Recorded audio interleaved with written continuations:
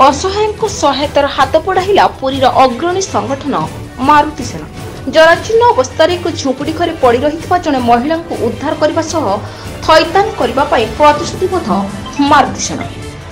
एभली एक घटना घटी पुरी सहर स्थित हुलहुल एक जराजीर्ण अवस्था एक झुंपुड़ी घरे रहुछंती जयंती पृष्टि। किछि वर्ष तले गैस टांकी फाटी से गुरुतर आहत होइथिला बेले परिक्रमा प्रकल्प उद्घाटन समय जयंती मां दलाचकटारे मृत्युवरण करछंती। जेउ घरटी से रहुछंती ताहा मध्य वर्षा हेले पानी देउछि।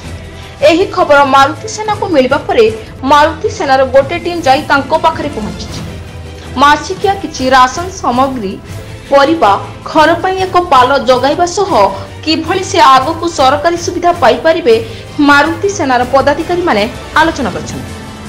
आगामी दिन में जिलापाल आलोचना करी एही असहाय को सुविधा जगाई देबा पई प्रतिश्रुति देथिले। तेबे परे मारुति सेनार रथयात्रा पई एक प्रस्तुति बैठक अनुष्ठित होला। सेठारे किए केउ दायित्व रे रही श्रद्धालु को सेवा जगाइबे तारि उपरे आलोचना। आजिर कार्यक्रम रे अध्यक्षता करिथिले मारुति सेना जिला सभापति कुना मिश्र, परिचालना करिथिले नगर सभापति बलराम बारिक, अनिल स्वाई, प्रतिमा मिश्र, सुस्मिता बेज, जयश्री पाढ़ी प्रमुख। एही कार्यक्रम रे किछि नूतन पदाधिकारी चयन करा। पुरी जिला मारुति सेना महिला मोर्चा उपदेष्टा भावे झांसी राणी मिश्र, अरुणिमा नंद, जिला मीडिया सेल संयोजिका भावे सुचिस्मिता साहू, पिपिली जोन सभानेत्री भावे कल्पना मिश्र, जोन संयोजिका भावे लिलिता पात्र को सर्वसम्मतिक्रमे चयन करा। Report press news.